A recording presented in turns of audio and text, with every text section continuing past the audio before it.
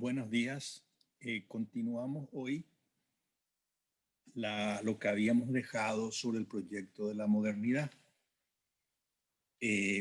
Había intentado continuar nuestra presentación el mismo día, pero razones de trabajo me hicieron esperar un poquitito.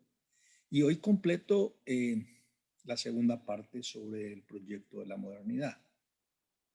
Que nos va a dar un juicio y espero una valoración justa sobre la modernidad. El tema, como ustedes habían visto, es complejo, es largo, tiene muchos detalles.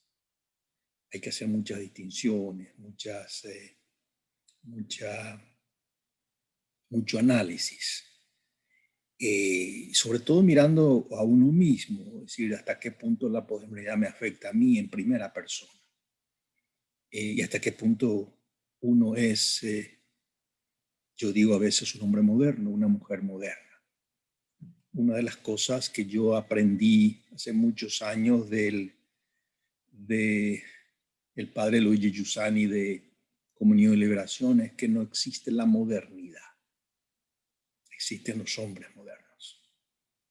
Yo creo que eso es una intuición realmente genial. Es decir, no existe ese proyecto existe en mí o no existe.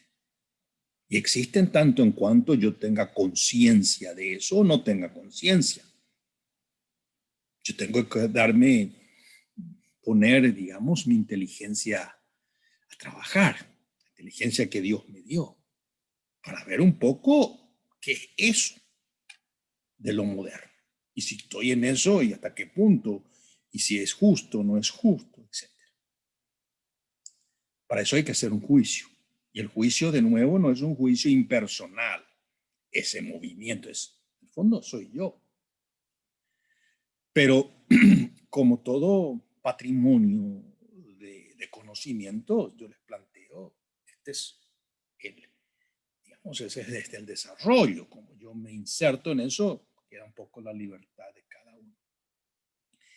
Y retomando entonces lo que habíamos dejado sobre ese modelo de filosofía de la modernidad. Yo había elegido dos filósofos de manera muy así general, Locke y Descartes.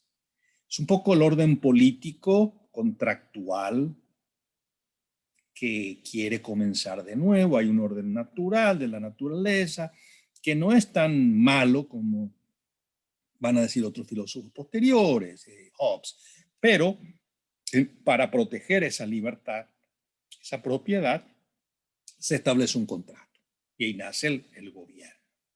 Ese gobierno que tiene que tolerar, ese gobierno que tiene que establecer, digamos, esa ética mínima y tiene que lidiar con la cuestión de las guerras religiosas, es decir, todos aquellos ingredientes que habíamos visto anteriormente de la degradación, digamos, de bajar de grados, esa aspiración demasiado idílica de la política de Platón, de Aristóteles, la justicia, del bien, de la contemplación, todo eso es como bajar de nivel, hay que ser más humilde, digamos, en el sentido lockeano de la palabra. Y Descartes, que antes de él comienza esa navegación, la introspección, que de nuevo uno puede decir, bueno, eso viene de Agustín, y quizás antes de Agustín eso viene de Sócrates, pero no estoy aquí para hacer una crítica al Cartesio todavía. Y entonces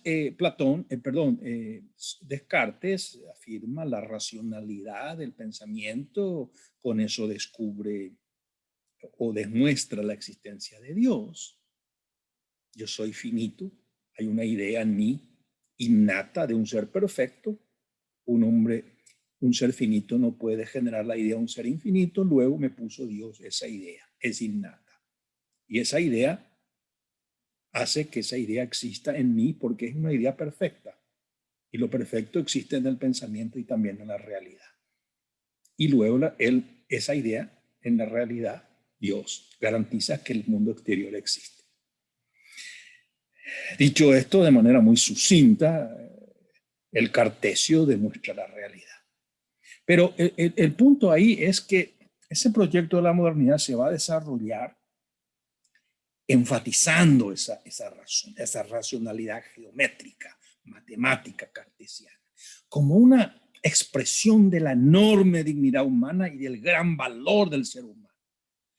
Es que la modernidad es un humanismo, es una grandeza del hombre, rechazando que una época en donde los iluministas van a decir, es una época de oscuridad, donde esa grandeza humana estaba como limitada ¿por cuál? Por la grandeza de Dios. Entonces como que el hombre resurge a ser ese esplendor.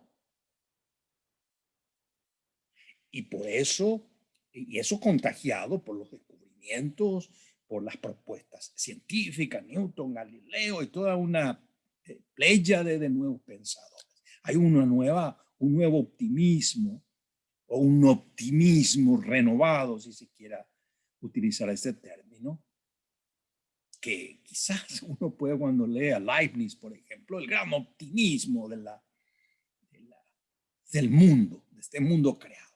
De nuevo, no estoy afirmando que ese proyecto de la modernidad llega a esas exageraciones que posteriormente hemos presenciado. Uno diría, bueno, la modernidad termina en el Gulag, como lo relata Solzhenitsyn. Posiblemente esa racionalidad llega en su propia lógica.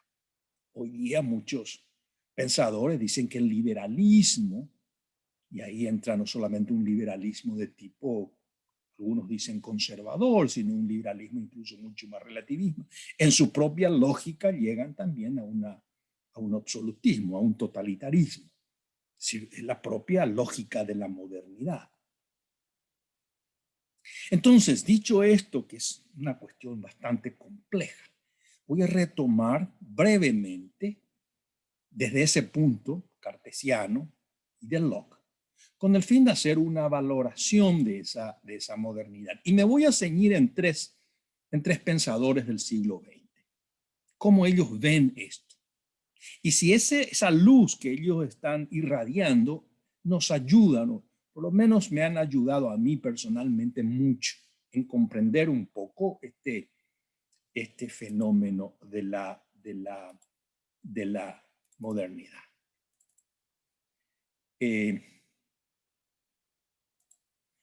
Entonces, ¿cuál es la filosofía que habíamos visto y habíamos dejado en esto? Una condición para esa nueva era es la protección de la libertad y la propiedad. Nace esa modernidad con una forma que luego se va a desarrollar mucho en el liberalismo, no solo en el liberalismo. Yo creo que va a comenzar desde esa dimensión. En segundo punto, la ciencia, sobre todo la ciencia empírica, físico-matemática, la tecnología, pero como una forma práctica de sanar la naturaleza herida, digamos, en distintas áreas. Hay un progreso. La modernidad va a provocar que la palabra progreso se escriba con mayúscula. Venimos de una época oscura a una época de claridad, de luz. Hay una luz de la racionalidad, va a expandir. Ya no es una época servil, es una época de la independencia, de la autoconciencia, etc. Y se conquista esto. Se conquista a través de ¿qué? De un maridaje entre lo político natural, entre el Estado. Ahí comienza toda una corriente de que el Estado se va a protagonizar poco a poco. en esta acopio del conocimiento, hasta llegar a la centralización estatal. De cualquier manera, ese es un poco el esquema. Ahora, dicho esto, ¿cuál sería el juicio que uno puede hacer? Que yo hago, me pongo en primera persona. Mi experiencia y la herencia que yo he recibido, en ese sentido no soy moderno, la herencia en sentido del patrimonio de saber que he recogido de los que me precedieron, me han enseñado, yo asumí, observé, traté de verificar la verdad de estas afirmaciones. Me han llevado a la conclusión que es un humanismo. Hay un deseo del ser humano de ser tal. ¿Lo veo negativo esto? No. Positivo, es un humanismo. Acá no hay un rechazo del sujeto humano. Posteriormente ha llegado a un rechazo del sujeto humano por esa lógica de la libertad. Sí, eso es cierto. Pero en el inicio, la modernidad ha sido un humanismo. Un humanismo en el engrandecimiento de esa dignidad, de esa racionalidad, de esas posibilidades, de esa construcción social. ¿Quiere decir eso que ese humanismo es incompatible con el mundo clásico? No, es diferente. Enfatiza otras cosas. Quizás enfatiza algunos temas que el mundo antiguo todavía, por las realidades, no habían provocado que ese mundo antiguo o el mundo clásico piense sobre esas realidades.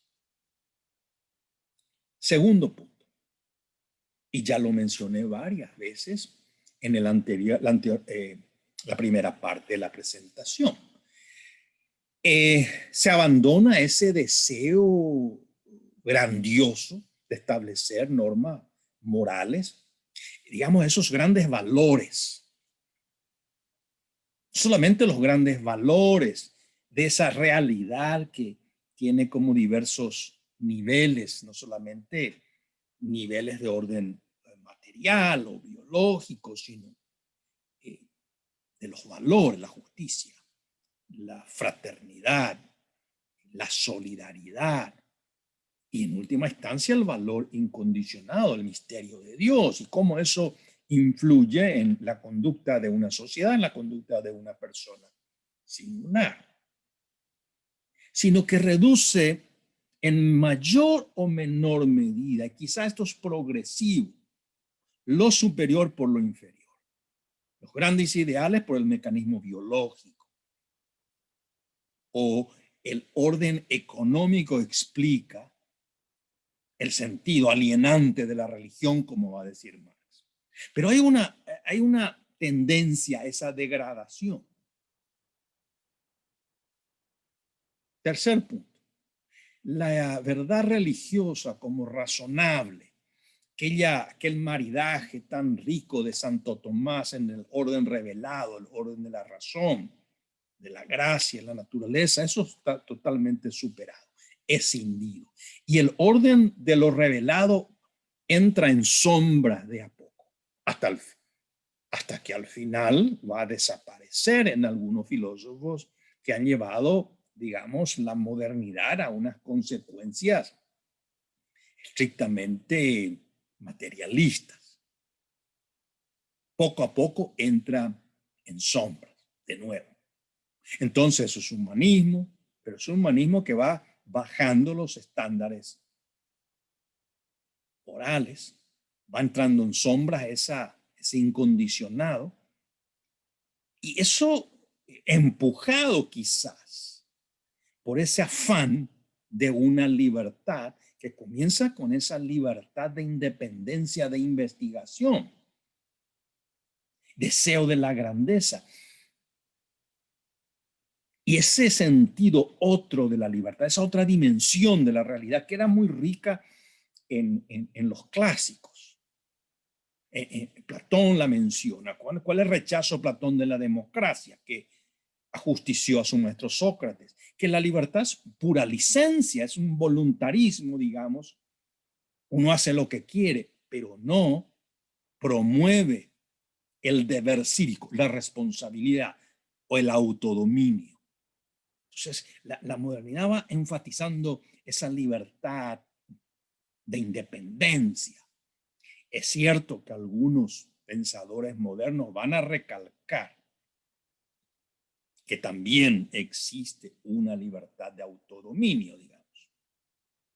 Pero la tendencia es esa libertad que va a tener límites, frenos, los frenos institucionales más tarde, de que se controle, digamos, a través de las instituciones jurídicas, un constitucionalismo que va a limitar a que el poder detenga el poder. Entonces, el quinto punto, insisto, y ya lo he dicho varias veces, es una tendencia a ese pensamiento muy abstracto. Vamos a establecer la sociedad ideal y establecemos la idea. Hay una tendencia a la abstracción, no a lo concreto, singular. El modelo, la teoría y en última instancia la utopía. En línea armónica con esta forma de pensar, en última instancia se establece esa utopía. Pero una utopía pensada, articulada desde una manera muy cientificista, naturalista de la realidad. Yo creo que aquí la utopía tiene otra forma metodológica que la utopía de Platón, de que todos los gobernantes filosofasen. Lo de Platón era una imaginación fundada en su metafísica y también era una reacción a su propia experiencia de haber sufrido en la Atenas democrática que ajustició a su maestro. Y un punto, el número 6, que es interesante. Voy a desarrollar más cuando toque los tres pensadores que a mí me ayudaron a hacer un juicio de la modernidad. Dios, si existe, no importa. La modernidad poco a poco le quita la importancia a que dentro de la historia, de la política y de la ciencia, lo absoluto sea relevante. Como que la realidad puede entenderse independientemente de aquel incondicionado, de aquel misterio. Eso lo dice Cornelio Fabro, aquel pensador de los años 70 que tanto lo hemos leído. Dios, si existe, no importa. Ese es el agnosticismo que me refería en la primera parte. Es decir, el conocimiento de lo absoluto. Bueno, no importa. No hay una negación explícita, por lo menos en el inicio, pero es irrelevante respecto de la realidad. No es algo que nos compele a actuar. Y si eso continúa y ha continuado, entonces llegamos al positivismo. Me refiero de nuevo a Kant. Y ese es el mundo de la modernidad tardía, que digamos que sería un poco el inicio de la posmodernidad. Todo está reducido a lo meramente técnico, científico positivo. Una atmósfera, Ratzinger dice, el cardenal Ratzinger decía, sofocante. ¿Por qué sofocante? Porque el ser humano es, por su propia naturaleza, metafísico, aspira al infinito, aspira al deseo de conocer última realidad. Esto me sofoca. Entonces, ¿qué podría yo decir? Bueno, que la modernidad me ha llegado a esta atmósfera. ¿Y por qué ha llegado a esta atmósfera? Bueno, por todo lo que habíamos dicho. Y la razón misma que Descartes comienza a poner como el centro de todo y como que nos va a explicar mi propia existencia. Y se agranda esa razón, como dirían en el iluminismo. Nos va a independizar de todo, ya no vamos más a ser siervos de nada. Aparentemente, al querer engrandecerla, la ha disminuido. O sea, ¿cuál es la esperanza? Entonces, la idea de la modernidad, agrandar esa razón. Entonces, ¿qué va a disminuir? La fe. Pero lo que ha ocurrido aparentemente es lo contrario.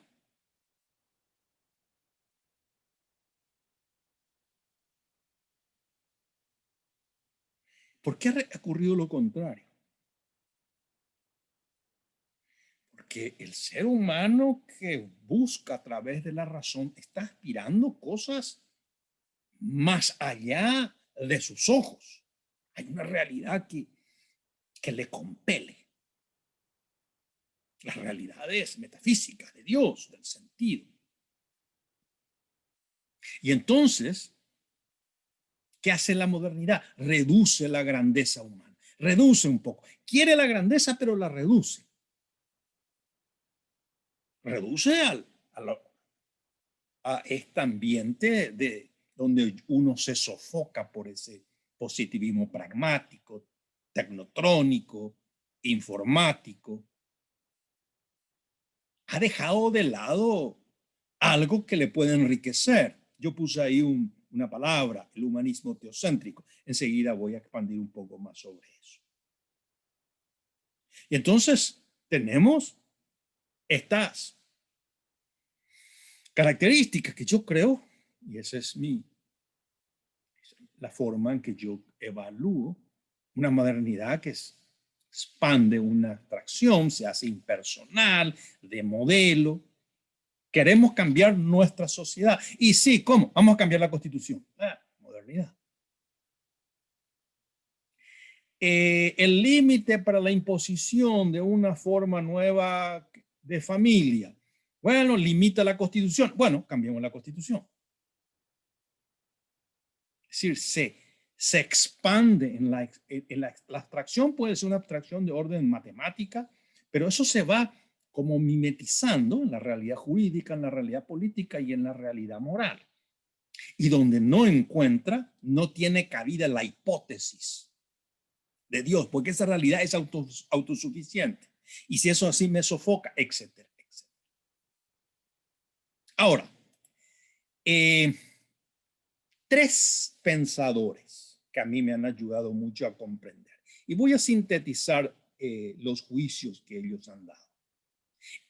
Los juicios que han dado es bastante denso, complejo, es largo, tiene muchos detalles. Voy a ser quizás un poco injusto con ellos porque quiero simplemente mostrar con eso que hay una herencia al cual nosotros podemos incorporar a nuestra experiencia humana de cada día y navegar con ellos en este mar realmente difícil y oscuro de la posmodernidad. Viendo, señores, ¿qué es eso de la modernidad? Hoy podríamos hablar de la modernidad tardía, el inicio de la posmodernidad, que es un poco un fruto de la modernidad. Maritain sintéticamente decía que el problema de la modernidad era un problema difícil.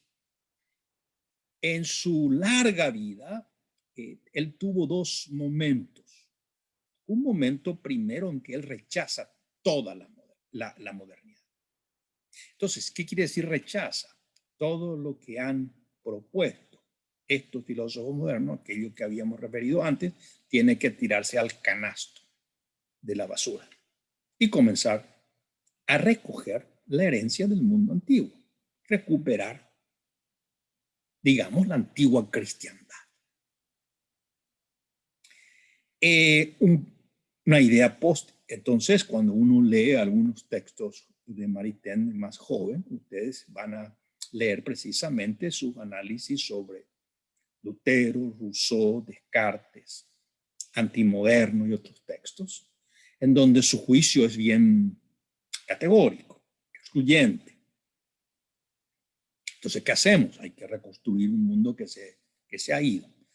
Posteriormente, la vida y muchos estudios le llevaron a matizar mucho su juicio. Y decir, bueno, hay en la modernidad ciertos elementos que uno puede ir redimiendo. Redimir los tiempos, como diría Marité. Rescatar. Y entonces ese juicio fue mucho más balanceado. Por supuesto que han habido críticas hasta hoy que lo condenan de un lado y del otro. Traicionó el mundo de la antigua cristiandad y cayó en manos del progresismo filosófico. Y algunos, esa postura de Maritain de hoy sigue siendo una postura de una persona nostálgica de un mundo clásico que no ha terminado en el de morir. Pero de cualquier manera, él decía fundamentalmente que la modernidad ha afirmado el humanismo. Y ese humanismo, la grandeza, es que como que enfatiza la racionalidad humana, esa dignidad humana, el afán de libertad, de autoconciencia, de autodesarrollo, de descubrimiento de las ciencias. Y eso tiene una enorme grandeza. Pero el problema con ese humanismo es que va llevando progresivamente a ver que el único protagonista de ese humanismo es el ser humano. Como que se transforma en, o nace o se transforma en antropocéntrico. Más con el tiempo, no solamente antropocéntrico, como que esa exageración de centralizar en el ser humano deglute, traga al mismo ser humano y se transforma en un humanismo donde no existe ni siquiera lo humano. Es una antropoteosis, al final una antropofagia. El hombre se va devorando a sí mismo. Pero de cualquier manera tiene un lado, y ese es el punto, rescatable. No es la dimensión antropocéntrica, sino la del humanismo. Y ahí uno puede entrar fundamentalmente a una descripción rica de ese humanismo. Por otro lado, cuando él estudia el tema de la antigua cristiandad, decía, bueno, sí, pero hay un énfasis en una época sacral que históricamente, hablando en el siglo XX, en los años 30, es imposible de recrear. Por lo menos va a ser muy difícil de recrear, traer esa imagen de la vieja cristiandad, de la antigua cristiandad, donde hay un teocentrismo y donde las jerarquías, evidentemente los reyes, la nobleza y la iglesia estaban en una sucesión de subordinación. Toda esa imagen de un mundo que en sí mismo, en su tiempo, realmente tenía una plenitud, es históricamente imposible de recuperarla, restaurarla. No quiere decir que no haya elementos riquísimos, porque los hay y lo han habido, y Maritain era uno de ellos, de asumir la riqueza de ese mundo, de la vieja, antigua cristiandad. Y uno de los elementos fundamentales, hay varios, es el sentido del infinito, de Dios, donde Dios es en última instancia el bien común de toda la realidad. Entonces, toda esa realidad, lo creado, todo el esfuerzo, en última instancia apunta a ese ser que ilumina y da sentido e integra toda la realidad del mundo que construimos. Es decir, sin Dios no hay ciudad humana, o sin Dios no hay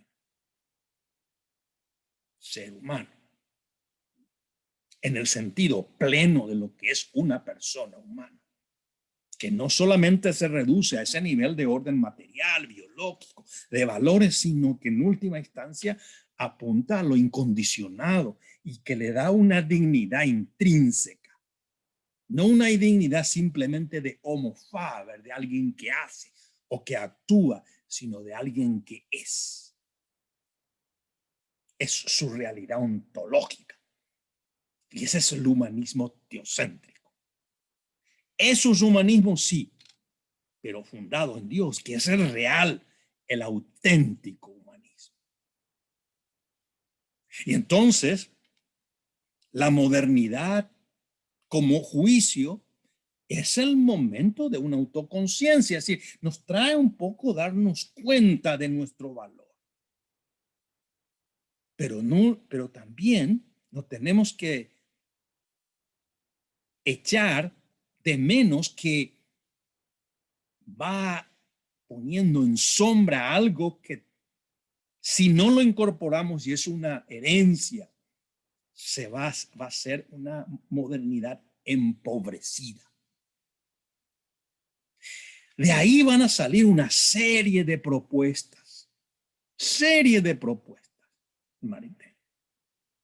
El sentido cristiano de la democracia como auténtica que solamente puede lograr eso dentro de una experiencia de fe, esa pretensión de Maritain muy interesante, etcétera, etcétera. Entonces, y ahí ya simplemente copio una pequeña reflexión que él hace en uno de sus últimos libros, justamente donde él está analizando ciertos temas en los años 60 de enormes críticas que se vienen del mundo laico y laicista contra la tradición cristiana de filosofía, y viene de ambos lados.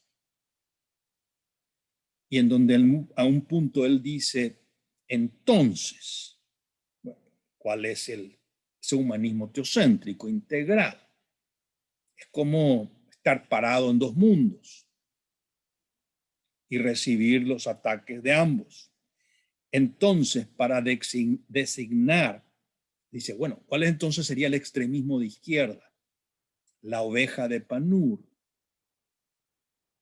Una metáfora por aquellos que siguen ¿qué? Ese humanismo que en última instancia es un humanismo de tipo material, al final se traga al propio ser humano, como ese saber que cree que lo cronológico va a traer la verdad. La verdad es lo que el último filósofo ha dicho. No hay autoridad, no hay tradición, no hay verificabilidad de una pretensión que pudo haber durado siglos. Y por otro lado, designar, dice, el extremismo de derecha, los rumiantes de la Santa Alianza, aquellos que creen o que esperan resucitar o restaurar un mundo que se ha históricamente desaparecido, la cristiandad. Podemos restaurar esto. Históricamente sería hasta ilusorio. Entonces, ¿cuál es el llamado, la educación, la misión? La misión es expandir este humanismo de tal manera que esa racionalidad sea una racionalidad razonable, que no reduzca la realidad solamente a algo estrictamente empírico, sino que se eleve, tenga esa mirada metafísica que viene en los antiguos. Y entonces, en última instancia, eso va a dar la experiencia de una conciencia de la realidad acomodada y Dios que esconde, digamos, sus signos dentro de esa realidad. Por lo tanto, es una actitud de orden metafísica. Y en ese sentido viene la educación que Maritain propone, la educación clásica en un momento crucial y la recuperación de una filosofía realista, que en él tiene una dimensión muy concreta.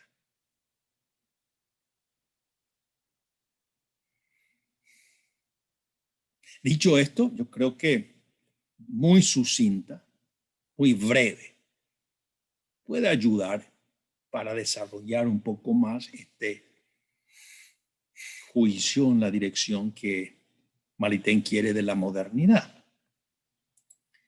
El segundo juicio, que es realmente muy interesante, quizás ya va más en lo concreto, en sentido, señala actores políticos, sujetos políticos en siglo XX, es el de Hannah Arendt, la filósofa alemana. Fallecía en el 75, es conocida por una serie de obras, El origen del totalitarismo, 1951, el origen de los sistemas totalitarios, el fascismo y el marxismo-leninismo. Le debemos a ella realmente la génesis, la explicación.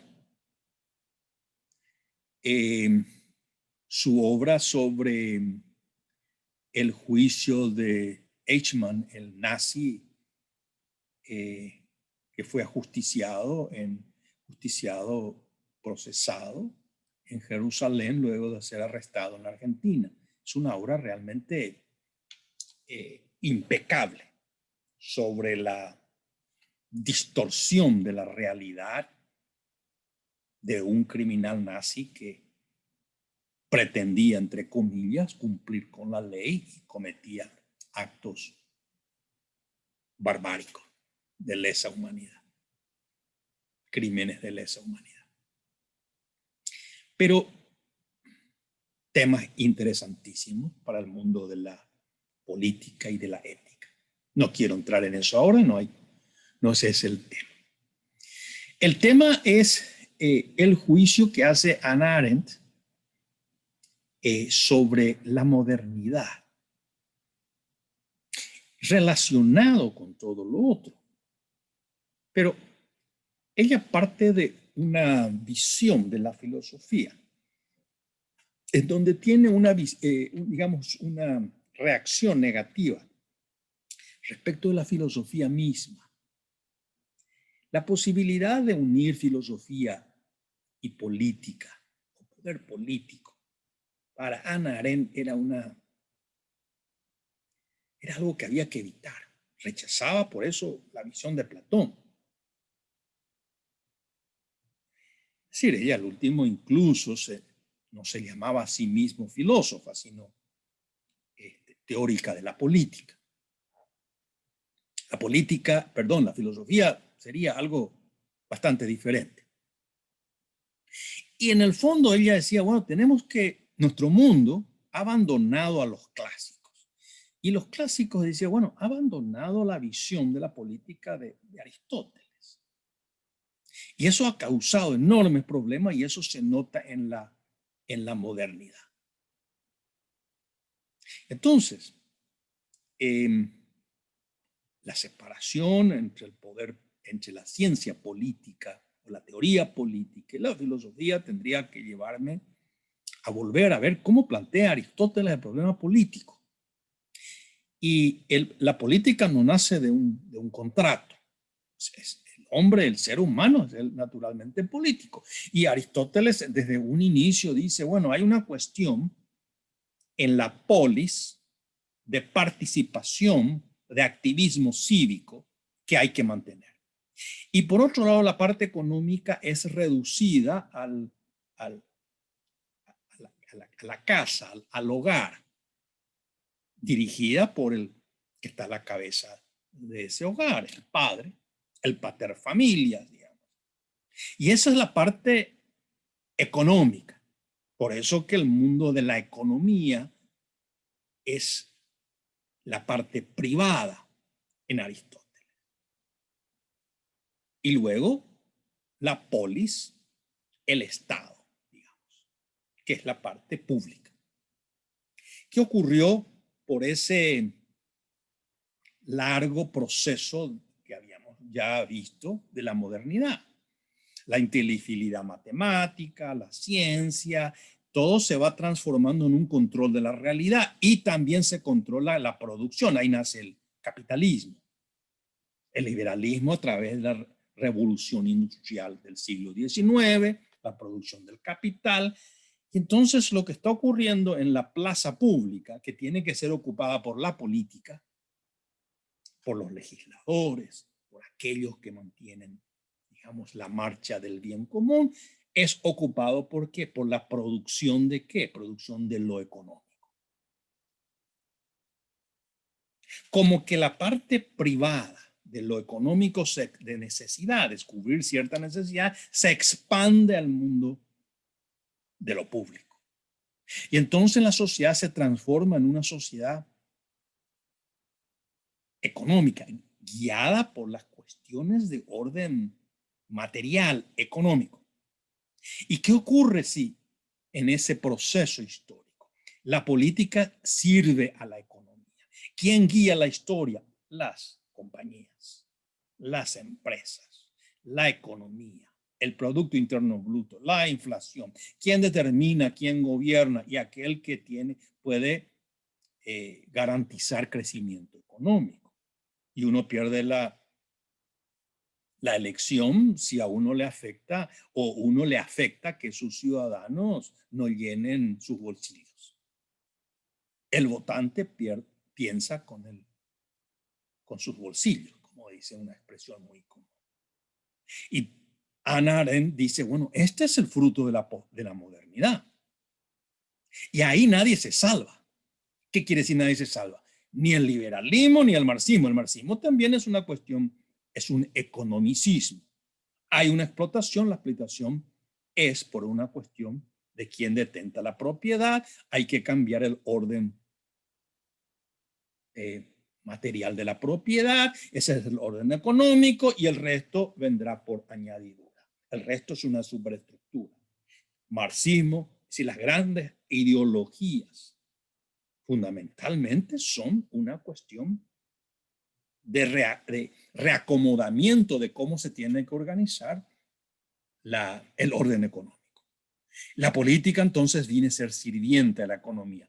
Eso es fundamentalmente un error, dice Hannah Arendt. La política es mirada como mala. Yo creo que Marx va a decir dice algo parecido. Dominada por lo material, etc.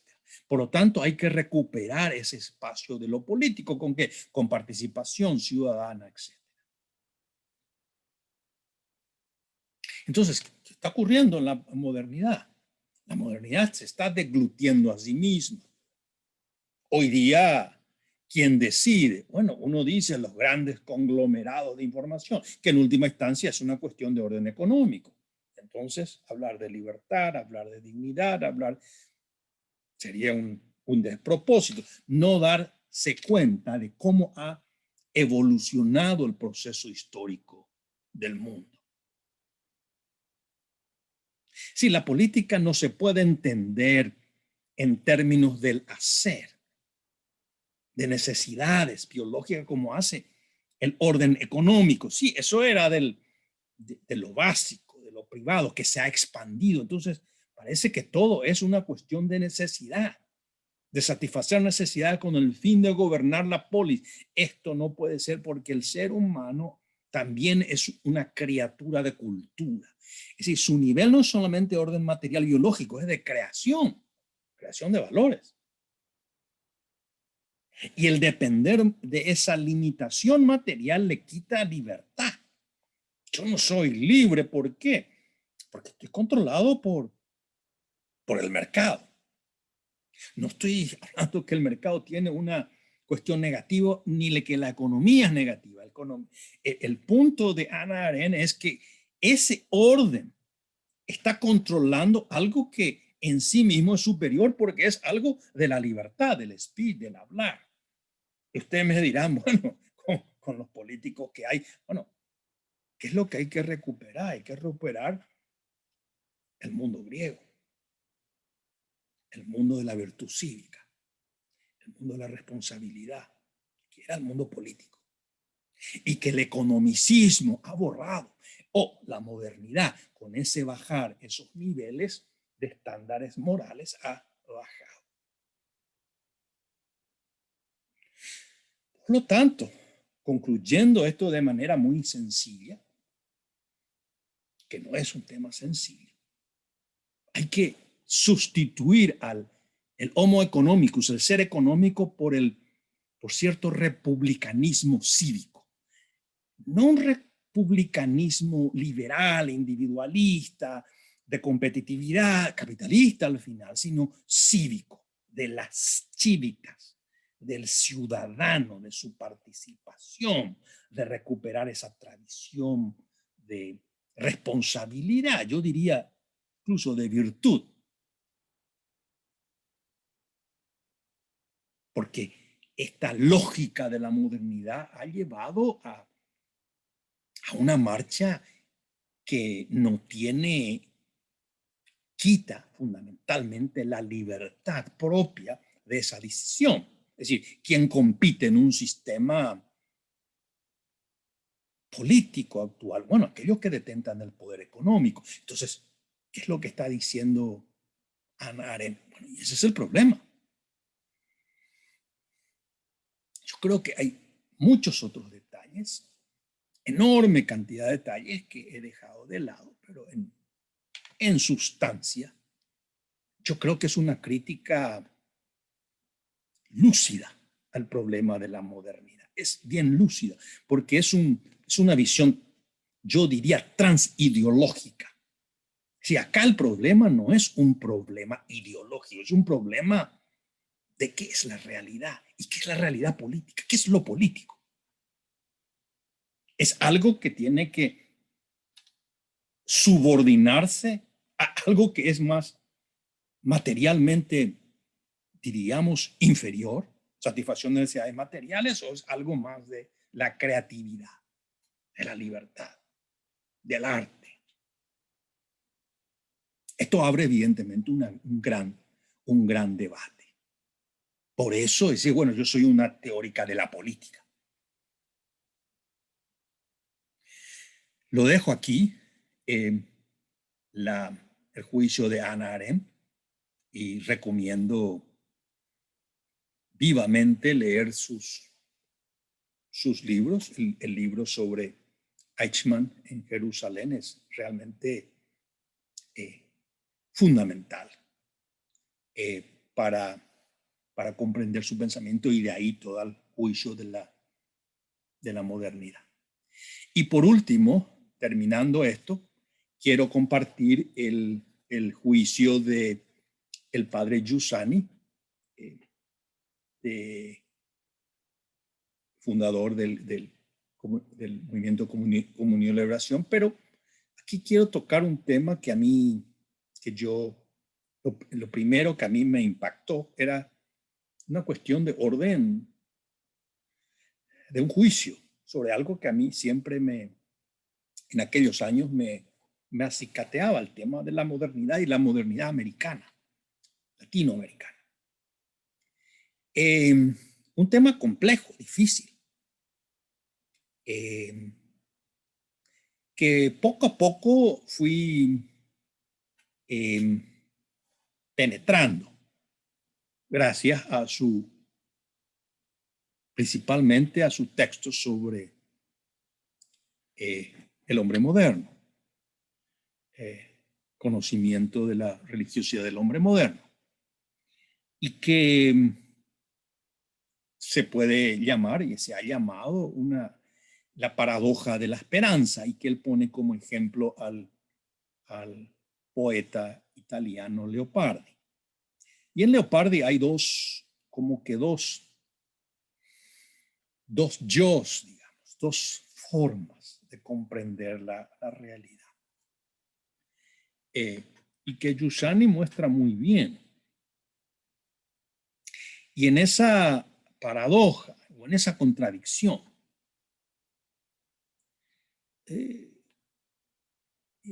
se encuentra o reside una esperanza. Esa contradicción. ¿Cuál era esa contradicción que dice él? Que es la contradicción del hombre moderno. Es la contradicción, no de la abstracción de la modernidad, toda aquella explicación que he venido dando, sino de ese sujeto que tiene autoconciencia, que tiene su subjetividad, que se va comprendiendo y que está fascinado por estos descubrimientos y que lucha y que está por la libertad y que esto y que lo otro. Bueno, pero ¿cuál es su paradoja y cuál es su desesperación? Bueno, y dice, por un lado, como poeta, en el caso de Leopardi, él está fascinado ante la belleza, en donde aspira ese esplendor de la belleza, sobre todo la belleza de la mujer. ¿Y qué es lo que encuentra en eso? Encuentra un poco el eco ¿no?, del corazón humano reflejado en los poetas, en Dante, por ejemplo. Entonces hay una aspiración de qué? Que detrás de eso hay una verdad infinita. Y eso le viene, ¿cómo se nota? En los versos, donde él expresa. ¿Expresa qué? El asombro propio de esa realidad que le atrae. Ese deseo de arrojar, de asir esa belleza. Que es un poco la estructura humana de ese corazón, que no quiere satisfacerse sino con cobijar esa belleza, la plenitud de esa belleza. Pero por otro lado, al mismo tiempo, ese ser humano, ese hombre moderno que aspira a esa belleza, se encuentra atrapado. Atrapado en que en la mentalidad del hombre moderno. ¿Cuál es la mentalidad? Eso que habíamos dicho, ese positivismo, reducir el conocimiento humano a aquello que pueda medirse, controlarse, calcularse. Ese sensualismo que recibe Leopardi y el hombre moderno. ¿De quién? De la modernidad, y que llega a su plenitud al positivismo. Bueno, Leopardi es un hombre del siglo XIX. Entonces hay un conflicto. Mi razón me muestra hasta esto, pero mi corazón está al otro lado. O quieres penetrar en ese misterio de la realidad. Y entonces hay un conflicto. Entonces no, me encuentro en un profundo conflicto como esto. Entonces, ¿qué deviene ese conflicto? ¿Qué muestra ese conflicto? Muestra el conflicto en el corazón de esa modernidad. Muestra ese propio conflicto, que la modernidad en sí misma tiene algo que en el fondo está herido, está rota.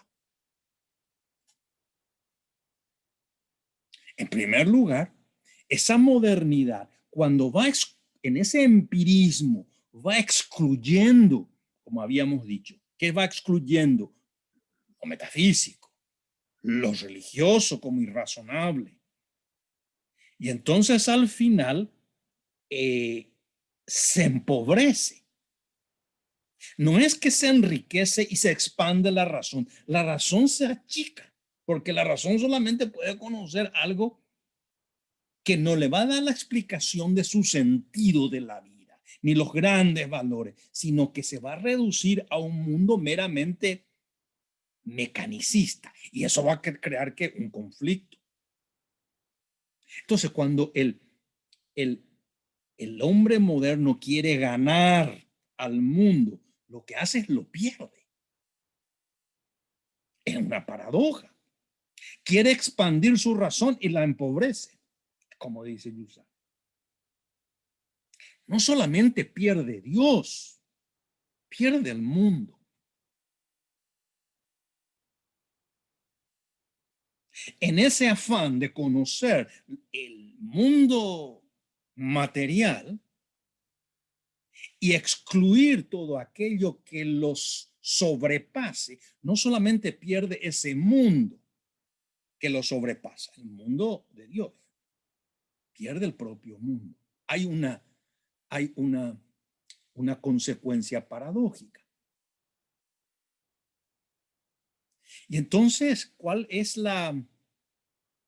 con eso, qué pierde el ser humano? Pierde el mundo y pierde las ganas, las energías de vivir en el mundo, el gozo, la felicidad. Tanto habíamos hablado de decir entonces, a la larga va a perder el sentido y va a llegar a ¿qué? Al nihilismo. La lógica, entonces, esa modernidad conflictiva le lleva en su optimismo humanista al final, se devora a sí mismo. Aquello que decía, y Giussani siempre señalaba a Cornelio Fabro, Dios si existe, no importa. No, Dios si existe, importa.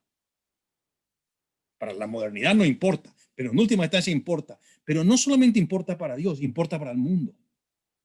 Es un poco lo que siempre él decía del 100 por 1. Es decir, eliminando eso al final, uno se comete una suerte de suicidio existencial.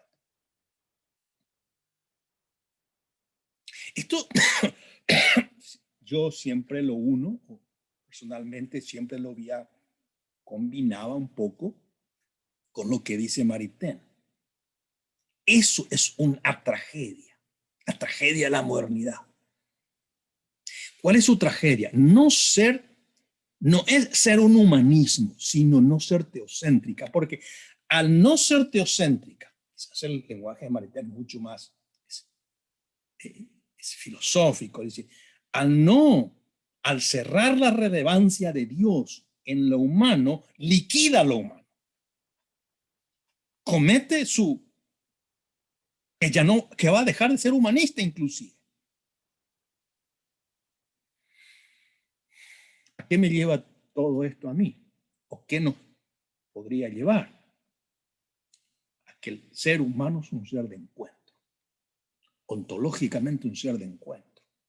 No puede agotar su realidad a lo estrictamente material. ¿Por qué? Porque hay un estallido de la belleza en ese asombro. Y esa es yo creo, el enorme valor existencial de volver a las cosas mismas, a la realidad. La realidad no es simplemente una cuestión de un método como uso mi razón. La razón va a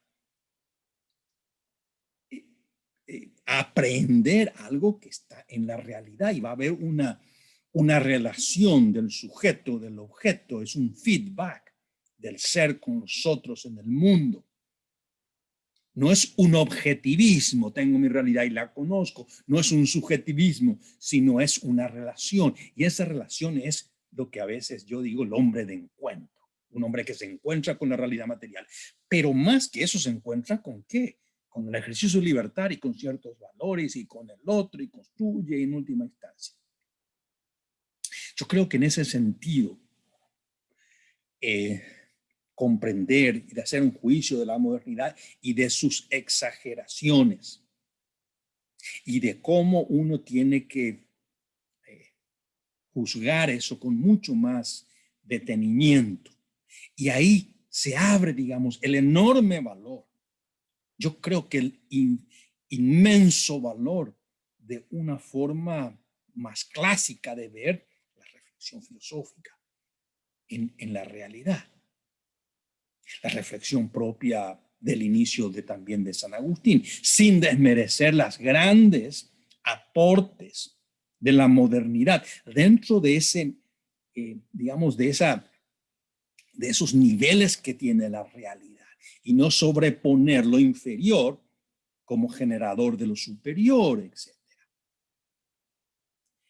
Y eso en última instancia es lo que hace al hombre feliz. Es decir, la vida entonces tiene sentido, tiene gozo, tiene felicidad.